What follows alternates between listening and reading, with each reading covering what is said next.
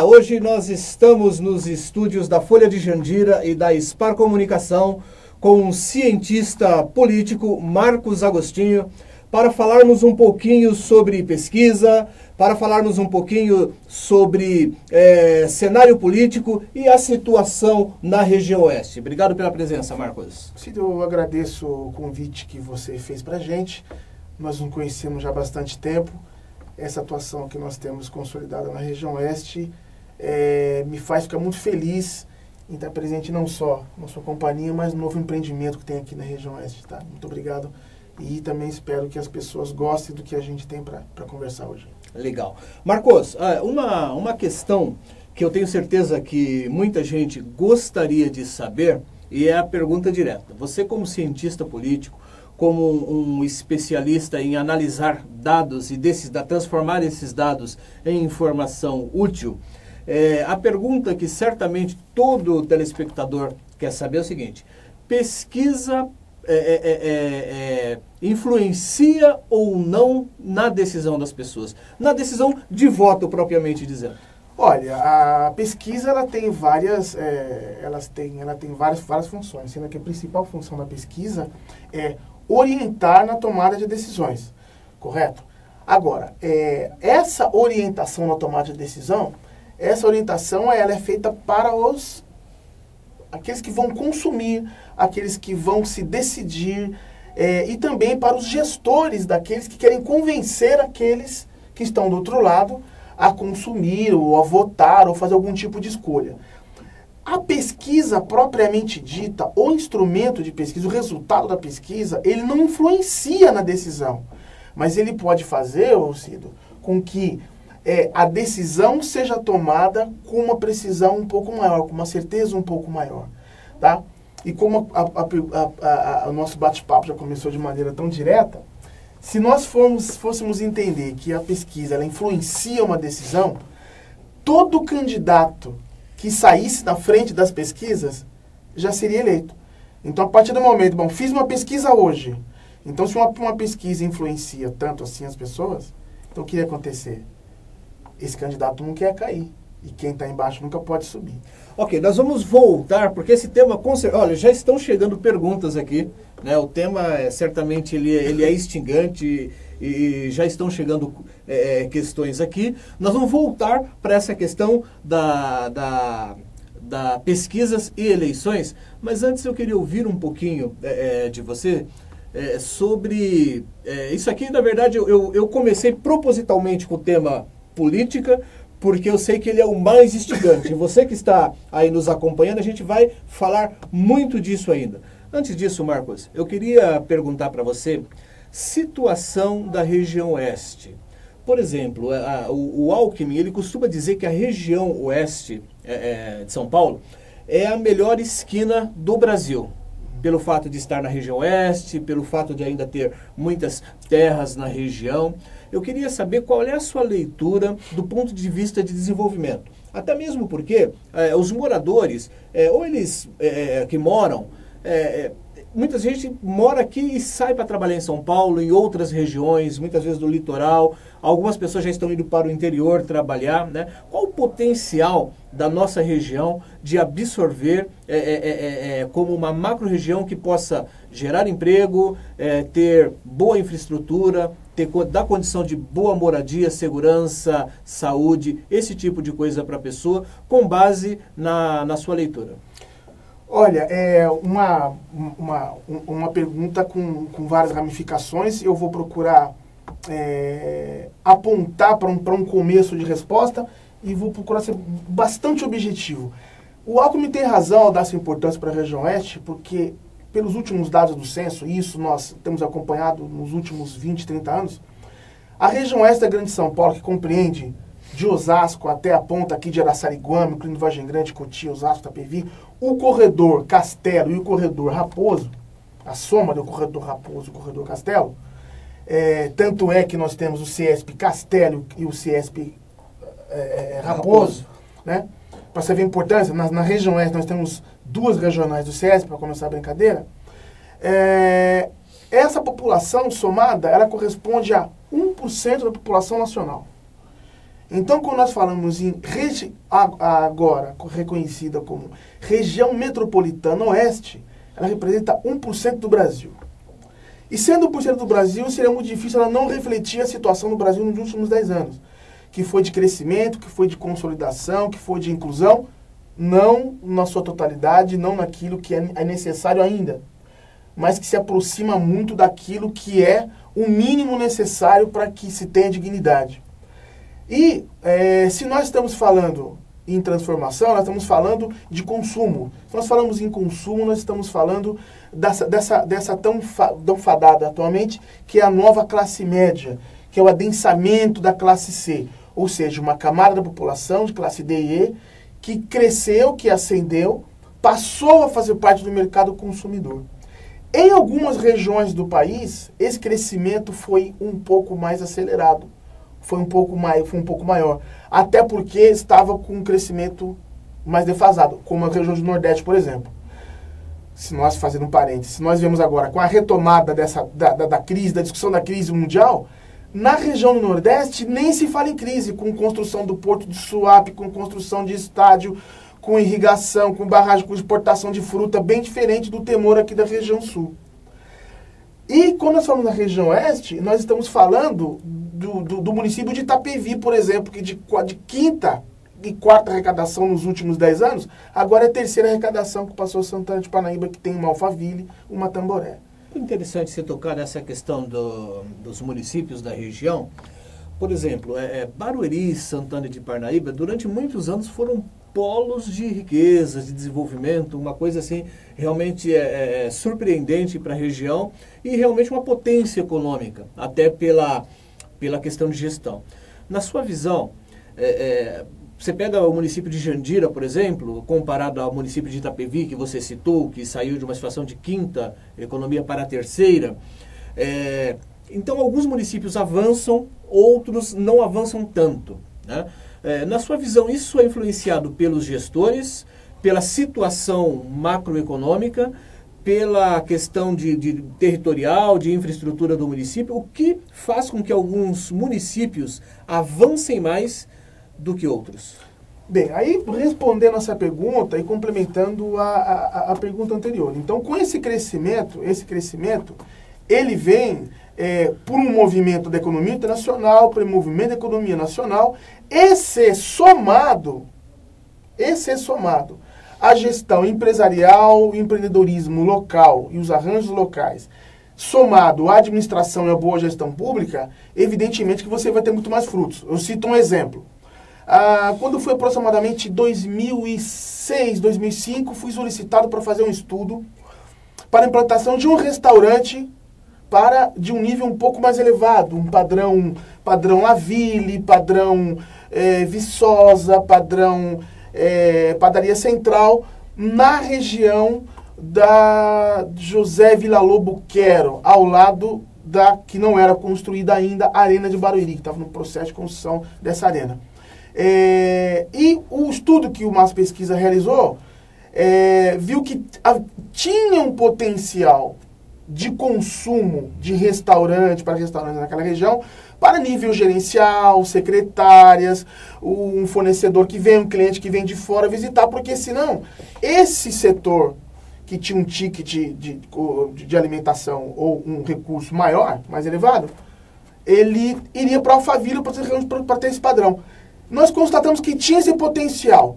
Agora, fora isso, somado a isso, que é uma construção que tem um padrão, digamos assim, um padrão Alphaville, fora de Alphaville, até porque esse empreendimento, sem fazer, eu não vou cobrar o merchan do Grilarica, mas né, depois a gente manda a conta. A gente manda a conta pro Grilarica. Aí eu dizia o seguinte na análise da pesquisa: olha, mas se a administração pública fizer a duplicação, a canalização do córrego, a arena, vai atrair inclusive outros segmentos, Foi o que aconteceu.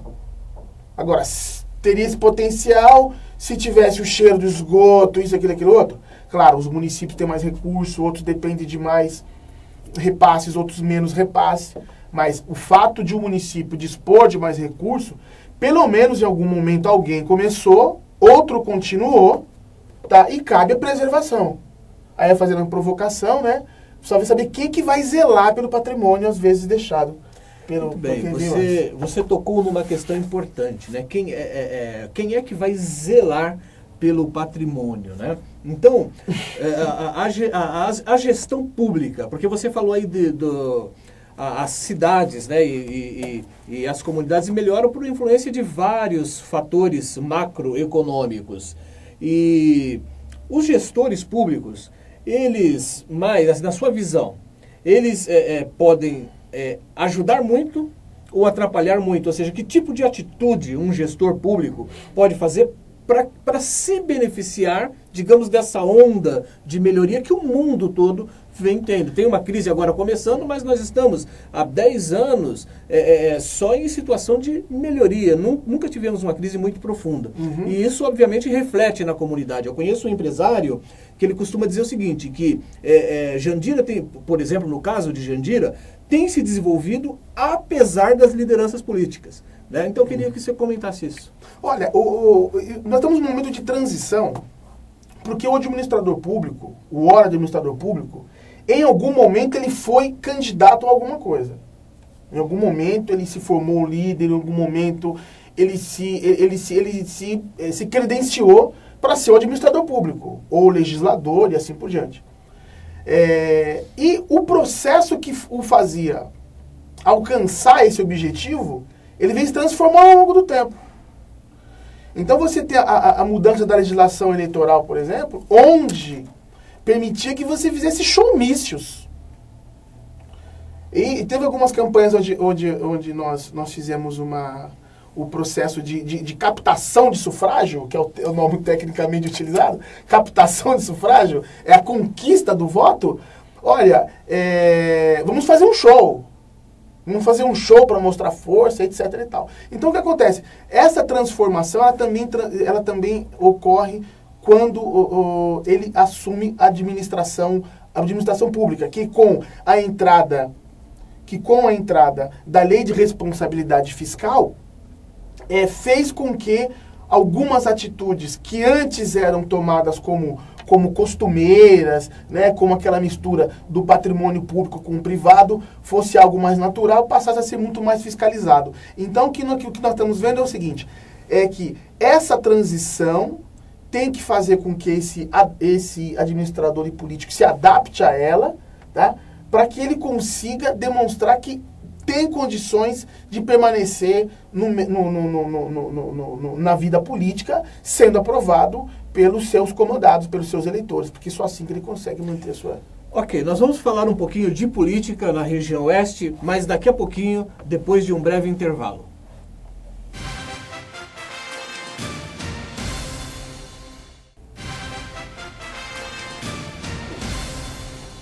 Voltamos aqui dos estúdios da Sparnet e da Folha de Jandira, hoje com o Marcos Agostinho do MAS Pesquisa de Mercado.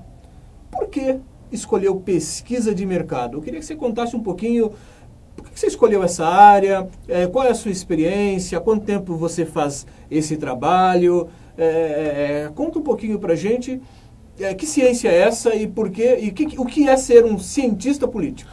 Olha, é o seguinte, eu acho que a pesquisa me escolheu. Assim, a minha família está aqui na região oeste, precisamente Carapicuíba. Meu avô chegou em 1945, no início da migração de Minas Gerais para cá. E essa cidade, quando era antigamente conhecida como essa região de cidade dormitório, né, beirando aqui as linhas de trem, passei a trabalhar na Eletropaulo, na época Eletropaulo, tinha passado de Light para Eletropaulo no início da década de 80, e vim trabalhar na Superintendência Regional Sudoeste. Então eu trabalhava na área de projetos elétricos, porque eu estudei eletrotécnica. E aí terminei minha faculdade de Sociologia e Política, porque já tinha aí uma militância política, enfim, queria saber, essa curiosidade para saber sobre política, enfim e tal. Aí veio a eleição do Collor de Mello, justamente no ano que eu terminei a faculdade, né? Estava terminando a faculdade, a eleição, que Lula perdeu aquela eleição. Falei, puta, eu quero descobrir um pouco como que é essa questão do marketing político, se essas ferramentas que já começavam a dizer que o Collor tinha sido eleito em função do marketing político, então eu comecei a ter os primeiros sinais por aí. E uma coisa muito importante na minha vida também é que no segundo ano da faculdade, em 1988, foi quando Erundina ganhou as eleições da Prefeitura de São Paulo, passando o Maluf. E o professor de metodologia de pesquisa da faculdade são dois professores que hoje são bastante renomados. Um é Manuel Teixeira Mendes, que a gente chamava de Toninho, o professor Toninho, que ele foi o primeiro diretor do Datafolha. E o Gustavo Venturi, que era o Gugu, que hoje é do Instituto Perseu Abramo, se não me engano, responsável pelas partes de pesquisa. Então, a precisão do Datafolha ter colocado estampado no dinheiro, Erundina vai ser a prefeita da cidade, ter acertado contra tudo e contra todos o que se dizia, falei, caramba, esse negócio é bacana. Mas e tinham muitos amigos também que trabalhavam com pesquisa. E aí, eu fui fazer o mestrado na Universidade de São Paulo, depois disso, precisava de pesquisa para o meu trabalho, o meu tema era política, e passei a ter contato com instrumentos de pesquisa. Aí um dia eu perguntei para minha colega, falou assim, poxa, cara, sua bolsa já saiu do mestrado, que era a bolsa do CNPq? Falei, puxa, não saiu ainda. Ela falou, olha, por que você não faz um bico e tal? Você não trabalha de pesquisador? Eu falei, olha, mas ficar com prancheta, correndo de cachorro na rua, batendo nas portas, né? Eu falei, não dá para ser coordenador de pesquisa? Eu preciso ser pesquisador mesmo? Eu falei, só se você montar um instituto de pesquisa para você.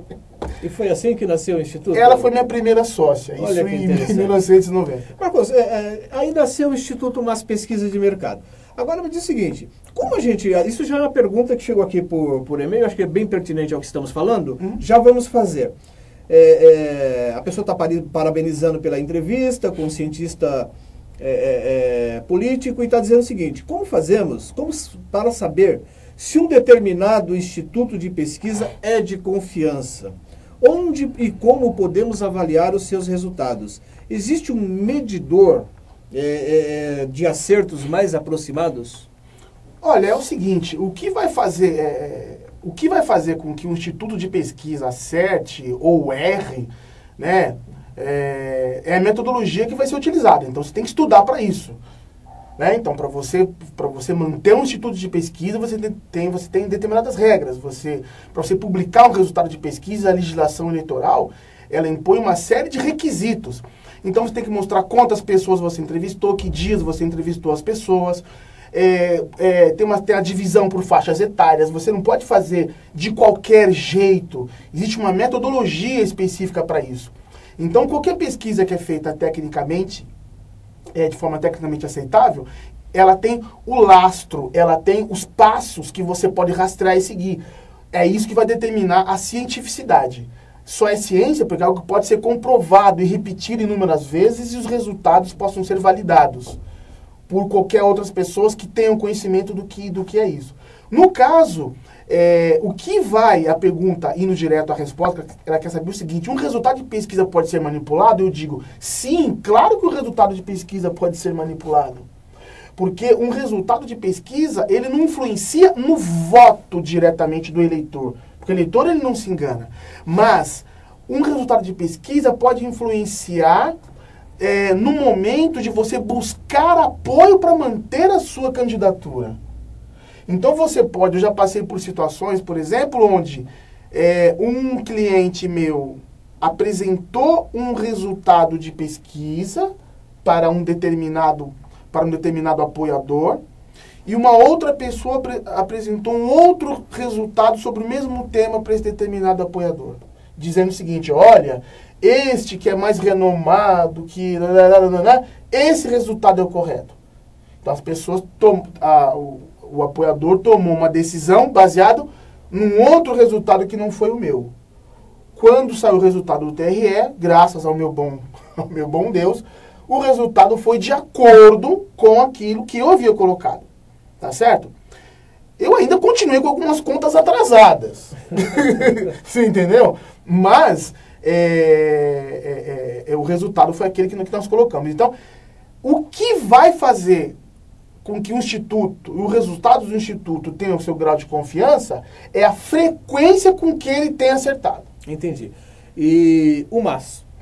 O MAS tem acertado sempre. Eu, às vezes, erro na análise, porque eu, como cientista político e como um especialista em planejamento estratégico de campanhas, tanto de marketing institucional para organizações do terceiro setor, como para administração pública, candidaturas eleitorais e também para mercado, você às vezes se depara com um desejo. Você tem um número e você tem um desejo. Só que os números não mudam, as situações não mudam de acordo com o seu desejo, né? Então, às vezes, você faz alguma análise baseada, você até torce um pouco, né? Mas, às vezes, as coisas não acontecem. Agora, então, nesse sentido, as minhas análises, às vezes, se bem que não diferem muito. Mas os números, na região, sobretudo na região oeste, não há, com certeza, eu não estou falando de mim, eu falei do analista, Marco. Agora, porque umas pesquisas não sou só eu, umas pesquisas é uma equipe, umas pesquisas é uma estrutura, umas pesquisas é um patrimônio hoje que nós temos que preservar. Então, o MAS Pesquisa ainda não errou nenhum resultado eleitoral. Marcos, ainda falando, já que nós entrando de vez na questão eleitoral, mais uma pergunta que chegou aqui. Você acredita que o eleitor brasileiro, acho que a gente até falou um pouquinho já sobre isso, mas vamos falar rapidinho. Você acredita que o eleitor brasileiro ainda vota sob influência das pesquisas eleitorais? Tipo assim, se fulano está na frente segundo as pesquisas, então eu não quero saber se ele é corrupto, não quero saber se ele é incompetente, não quero saber do passado pregresso dele, ele está na frente das pesquisas, eu não quero votar em quem vai perder. Você acha que isso ainda acontece no Brasil? Olha, eu volto a insistir. Em alguns momentos onde você tem, por exemplo, uma situação onde um candidato tem 49% e outro tem 51% real, e você demonstra que um candidato tem 60% e um outro tem 40%, né? Vamos supor que tem um número de indeciso, vamos supor que não seja um número tão apertado assim. Vamos supor que esteja 40 e tenha 10% de indeciso e 10% não vai votar ninguém. Então, pode existir uma influência caso você publique esse resultado e o interprete pela mídia, pela internet, pela televisão, por uma edição, por um recurso específico, mas não é a pesquisa em si, é a movimentação que vai se fazer em torno do resultado, é que vai regimentar pessoas, você vai injetar um ânimo àqueles que acham que a pesquisa vai mudar alguma coisa. Então, é um mote. A pesquisa pode ser um mote, mas ela em si não faz isso. Porque senão, o Aloysio Nunes não teria ultrapassado o Netinho, o Netinho teria sido senador. A Dilma jamais teria passado o José Serra. Você entende? Então, veja só. As pessoas que influenciam as pesquisas e não as pesquisas que influenciam as pessoas. Entendi. Marcos, outra questão que nos chega aqui, agora bem específica, né? Nós temos aqui uma pergunta vindo de Itapevi que questiona o seguinte: o cenário político em Itapevi é natural, depois de 8 anos de governo, qualquer governo fica um pouco desgastado. Então a pergunta que chega é o seguinte: o cenário político em Itapevi, qual é a sua leitura? Você mesmo mencionou aí, por exemplo, da corrida pré-eleitoral, o Serra estava muito à frente de Dilma. Dilma ultrapassou e venceu as eleições, né? Então, como você lê hoje, vamos falar especificamente de Itapevi, uma cidade que está lá governada pela prefeita Ruth durante 8 anos, agora existem alguns pré-candidatos, entre ela o ex-presidente da Câmara, Teco, o atual vice-prefeito Jaci Tadeu, e tem outros nomes lá que eu não me recordo, que estão já aí dizendo que são pré-candidatos e vão disputar o voto do eleitor na urna, né? A minha pergunta ela é o seguinte: é fácil fazer um sucessor numa situação de depois de 8 anos? Ou seja, todo mundo pode fazer o que o Lula fez? Olha, é o seguinte, eu tenho várias formas de responder essa pergunta. Mas uma delas eu não vou fazer, que é falar só de Itapevi. Então eu vou fazer um panorama geral e digo por que eu vou dizer isso. Você vai fazer isso daqui a pouquinho, depois de um intervalo. Ok? Tá legal, então. Vamos sair daí.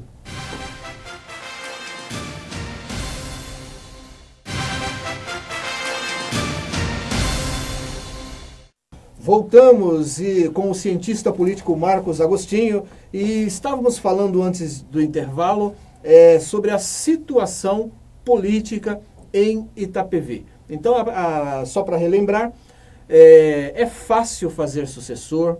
Como que está a briga? A briga lá a gente percebe que ela foi antecipada e existe uma incógnita, uma grande dúvida, uma grande questão a ser respondida sobre quem será o próximo prefeito. Eu queria a sua leitura da cidade de Itapevi e, quem sabe, da região aqui, Jandira e Barueri, que a situação é um pouco parecida. Olha, aqui na região, nesse eixo aqui, Castelo Raposo, esses 10 municípios, em 3 deles haverá a possibilidade de reeleição. E em 7 deles, de 10, 7 vai ter reeleição. E em 3 deles haverá transmissão de cargo, possibilidade de transmissão de cargo, famosa transferência de voto. Osasco, Barueri e Itapevi. Em Osasco, não é o vice que está disputando, que é o caso de Barueri e Itapevi. Então, existe uma candidatura um pouco menos dependente. A candidatura do João Paulo em Osasco é menos dependente. Então, a possibilidade de o João Paulo despontar como favorito na cidade, independente de que posição que ele está dentro da eleitoral, é grande. Pela ligação com o lulismo, com com as coisas que trouxe. Não estou fazendo juízo de valor para nenhuma dessas 10 cidades, tá certo? E as administrações dos gestores atuais, se não são brilhantes em todos os casos, pelo menos, na maior parte dos casos, não deixa dever para os que houveram anteriormente. Então vai depender se o eleitor vai dizer o seguinte: olha, na maior parte do caso, ele deve continuar ou deve vir uma outra força. Barueri é um caso parecido com o caso de Itapevi, porque ele exige a transferência de voto. Tá? E volto a dizer, independente do posicionamento que cada um pré-candidato está hoje nas eleições, eu digo o seguinte, que os candidatos favoritos, se fosse uma aposta, eu apostaria nos candidatos apoiados pelos respectivos prefeitos atuais.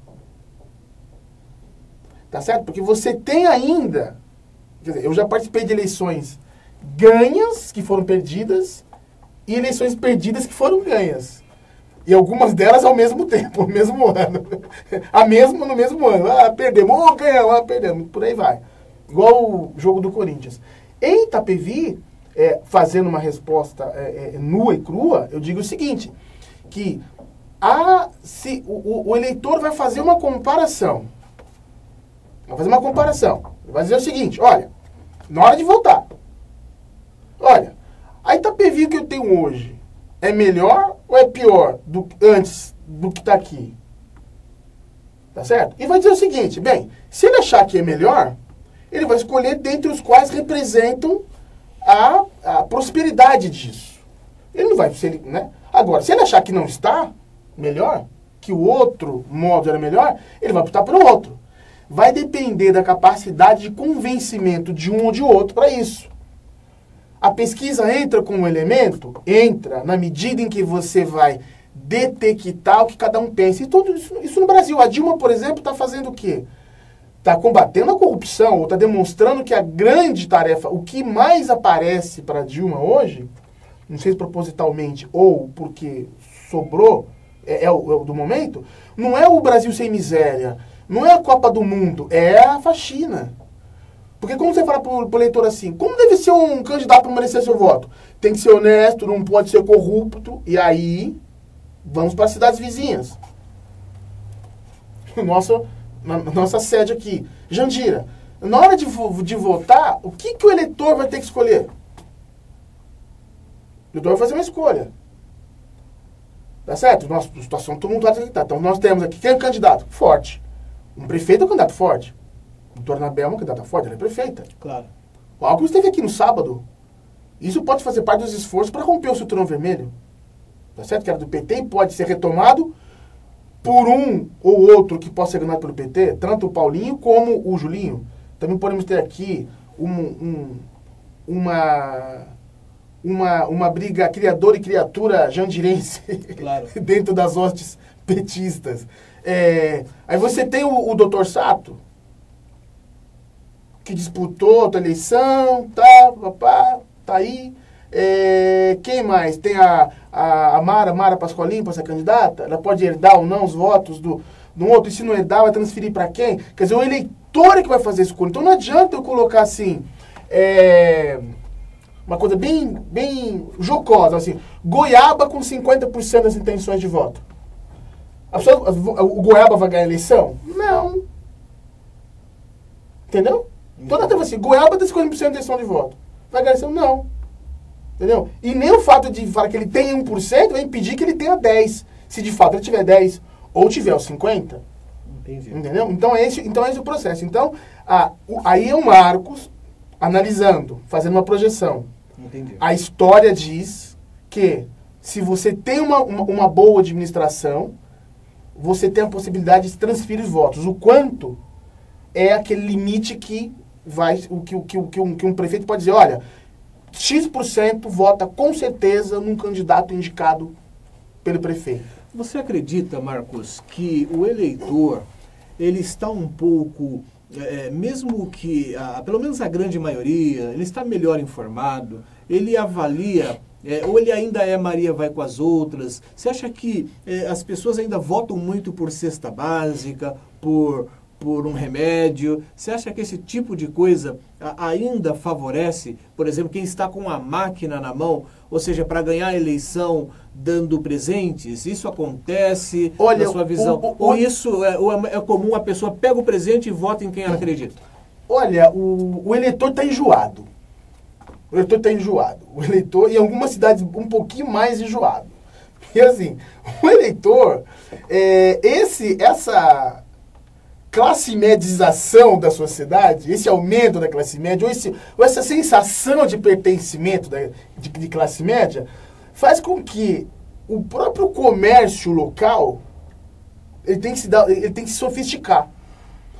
Você entendeu? Então, antes para você consumir um produto um pouquinho mais sofisticado, eu quero comer um queijo assim assado.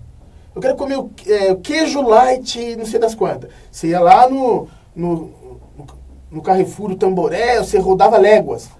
Entendeu? Agora, você já tem que ter no mercadinho você tem que ter o bom. Porque o mercadinho aqui é o Danone mesmo, ele não quer o Genésio. Depois te manda a conta também para Nestlé, nós estamos fazendo um merchan aqui. Né? E aí, quando você vai dar a cesta básica também, aqueles que... já tem casos assim... Pô, mas esse arroz aqui não pega da minha cesta básica. Entendi. Na verdade, a coisa não está mais tão simples. Se for dar a cesta básica, tem que ser um óleo lisa, não pode ser um soia. Entendi. Não adianta mais querer enganar o povo. O peão já leva 2 misturas na marmita. Já mudou, né? A pessoa já não é mais tão dependente. Não é tão dependente. Pelo menos os bons. Né? Pelo menos os bons. E dependendo da maneira que me der e o conteúdo que me der, eu vou achar que tá... como diz na rua, né, que está me tirando. Entendi. Entendeu? Então você tem a lei eleitoral, ao inibir isso, a troca pura e simples, tem favorecido, e isso tem que ser ressaltado. Tem que ser ressaltado. É o seguinte, você tem que conversar com o eleitor.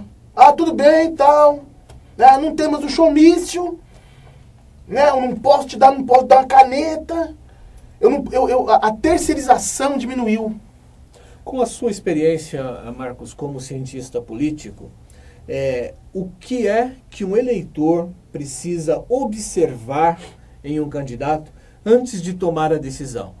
Você mencionou que, por exemplo, será que eventualmente a Mara transfere votos que era da família Pascoalim para um eventual candidato ou para ela mesma? Né? Você mencionou Sato, mencionou a doutora Anabel, que certamente tentará dar continuidade no trabalho que ela pegou aí pelo meio do caminho. Então eu queria a sua leitura assim.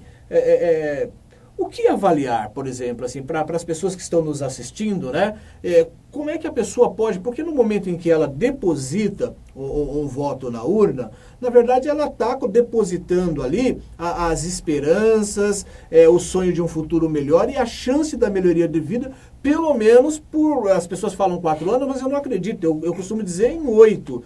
Porque um serviço mal feito durante 4 anos reflete durante 8, 12, 20 anos, né, para tentar se recuperar, né? Então, assim, o que é importante avaliar em um gestor para dizer, não, esse eu vou confiar? Olha, é o seguinte, existem estudos, né? Embora cotidianamente eu aborde esse tema, existem estudos sobre o comportamento do eleitor, o tipo de eleitor, né? E alguns mitos começam a cair, por exemplo, quando eu vejo, né, o jornal Folha de Jandira, como tantos outros que têm jornais regionais, as pessoas não leem jornal. Não, mas o que é ler o jornal? Ler o jornal, você pegar o jornal e ler do começo ao fim até os classificados, depois mandar a cartinha pro jornal, isso é ler o jornal? Ou é você se informar por aquilo que você ouve que diz na padaria, porque um pegou no jornal? Quer dizer, o processo de comunicação e a formação de opinião, ela tem vários instrumentos, onde a internet é um, o jornal é outra, e a pessoa vai filtrando aquilo. Se nós fizermos o recorte de gênero, onde eu vou estratificar o seguinte, o que pensa o eleitor homem, o eleitor mulher, se você pensar o seguinte... o homem tende geralmente a avaliar melhor o governo. Ah, tá bom. Entendeu? Porque ele não vai mesmo no médico. E quem vai, a mulher vai pra ela, que tem que ir, e é responsável pra pegar ele pelo pescoço, como minha mulher faz comigo, por exemplo, e ir e levar o cara, chorando às vezes, e o filho. Então, assim... Então ela avalia a mocinha que atende, o procedimento da injeção. Às vezes a ortopedia tá ótima, mas o setor de injeção tá uma porcaria. E ela vai ver o setor da injeção. E isso faz com que ela vá formando a sua opinião. Vai formando a opinião. Então é o seguinte, se essa moradora foi lá no governo do Brás e não tava legal, e agora na Anabel tá ótimo, beleza, vai votar na Anabel. Entendi. Agora se tiver a mesma coisa... Ou se o cara aí pega assim, tem uma cidade onde o prefeito não conseguiu transferir o voto pro seu candidato. Por qual motivo? Saúde. Saúde é uma porcaria, porque não tinha feito maternidade, porque a ambulância... Bom, passados 3 anos, né? Vai, faz pesquisa. Porque, na época... Por que você vota? Na época dele a saúde era muito boa. Você entende? Porque esse que entrou não conseguiu, provavelmente não vai se reeleger. Aí volta o ex-prefeito, porque é a comparação. Entendi. É bem objetiva a escolha. Uma última pergunta para a gente concluir. Marcos, teremos muita surpresa nas eleições de 2012 na região oeste? Você vislumbra isso? Ou a coisa se desenha e ficará mais ou menos nos mesmos, ali nas mãos dos mesmos, o poder? Olha, é o seguinte, eu vou lançar uma provocação aqui. Provocação aqui é bacana. Depois a gente abre o envelope, sabe aquele envelope que você coloca ali? Ó, vamos fazer assim, ó. Eu acho que ele tem potencial. Tem mais potencial de vitória em Osasco que é o João Paulo. Tem mais potencial. Em Carapicuíba, quem tem mais potencial é o Sérgio. Em Barueri, o Zicardi. Em Jandira, o Sato. Em Itapevi, Jaci Tadeu. Em Cotia, Carlão. Em Vargem Grande, Roque de Moraes. Quem mais? Entendeu? Por quê? Porque eu acho, porque eu gosto de um, não gosto do outro. Não, a questão é tendência. É uma tendência. Se eu fosse explicar caso a caso, tem como explicar. Claro. Agora, o que vai variar? Um impedimento na justiça, alguma coisa ficou sem partido, que ficou inviabilizado, né? Falta de capacidade da equipe, ou algum problema familiar, ou alguma outra coisa, enfim. Mas a tendência, mas por quê? Isso. Porque, no caso de Jandira, a tendência ao eleitorado escolher uma nova aposta, que não estava junto com... que não tem nenhuma implicação mais direta, vamos assim dizer. Mas aí, vamos dizer o seguinte, mas diga-me com que anos que te direi quem és. Aí, isso de repente, percebe? Aí, Itapevi. Por que isso? Olha, porque todos os outros, fora o adversário histórico da doutora Ruth, todos os demais, é da base dela. Da base dela. Um foi 2 vezes presidente da Câmara, e da base dela. O outro foi... A primeira candidatura foi pelo partido dela. Ou seja, não haverá uma grande disputa mesmo, né? Não existe aquele racha, aquela briga acirrada que poderia fazer uma diferença. Não, eu não estou dizendo que tem ou que não tem. Eu estou dizendo o seguinte, que a somatória de forças e habilidade das pessoas faz com que você atinja determinados patamares, entendeu? Eu não sei, por exemplo, se o Emílio queria que o João Paulo fosse o candidato, talvez o Emílio quisesse fazer o candidato dele, entendeu? Eu não sei, por exemplo, se é fácil para o Marcos Neves enfrentar o dilema de ser candidato Carapicuíba ou não, entendeu? Para quê? Ele vai ganhar? Pode ganhar, mas e o projeto dele para deputado? E o grupo? Enfim, tem uma série de questões aí que tem que ser analisado. Estou falando dos potenciais. Marquinhos, olha, então ele fez apostas aqui. Esses vídeos vão estar aí. Em 2012 nós vamos conferir essas tendências, né? Lembrando, né, que pesquisa é uma radiografia de um momento, não é verdade? Mas veja só, aqui eu não estou falando de pesquisa, porque se eu fosse falar em pesquisa... era outra história. Isso é opinião, é tendência. Se eu fosse falar em pesquisa, por exemplo, há um tempo atrás, falei assim, mas quem que vai ser eleito? A Dilma, será que o Lula vai transferir? Existe uma tendência. Tá. Existe uma tendência. Ok. Existe uma tendência. Agora, vai ser isso? Não, podia não ser. Perfeito. Depende de como tudo vai se movimentar aí por esse período até as eleições. E o grande juízo é o eleitorado, e eu fico muito feliz em poder ainda continuar em 22 anos, as pessoas sabendo os meus endereços, que é Alphaville, e agora em Carapicuíba também, com a nossa sala de espelho para fazer pesquisas qualitativas. Eu costumo dizer que os meus clientes me encontram na padaria, me encontram no supermercado, então você não encontra o dono de Ibope, o meu amigo Montenegro, em qualquer lugar. Então eu não posso errar, eu talvez possa até errar, mas é um erro dentro da margem de erro que existe as pesquisas. E se alguém tem alguma dúvida que os resultados de uma pesquisa dispõem de confiabilidade, pode continuar tendo certeza disso, porque é disso que eu vivo, meu filho tem meu nome, a empresa tem meu nome, e as minhas amizades verdadeiras não podem ser jogadas, né, nas bocas de Matildes, né? Nós temos que continuar com o nosso trabalho bem sério. Obrigado, Cid, pela oportunidade. Obrigado à sua equipe toda, Adriana Biasoli, algumas pessoas aí que... O vereador professor Paulinho, que assistiu o programa, né? Estou mandando um abraço para a equipe dele, quero ver realmente se ele vai replicar isso para mim. Foi bem lembrado, eu quero agradecer aqui a participação do Marcel, a participação da Michele, a participação aqui da Ariane, do Gustavo, do Leonardo, do Leonel. Muito obrigado aí a todos vocês que mandaram mensagens, e o nosso tempo está acabando, a gente vai ficar por aqui por hoje, mas eu gostaria de repente, aí a cada um mês, pelo menos uma vez por mês, nós fazermos um bate-papo desse aqui, bem focado mesmo em situações com uma pessoa que há mais de 20 anos conhece e acompanha de perto tudo que acontece na política regional. Nós voltamos com outras entrevistas na semana que vem. Muito obrigado.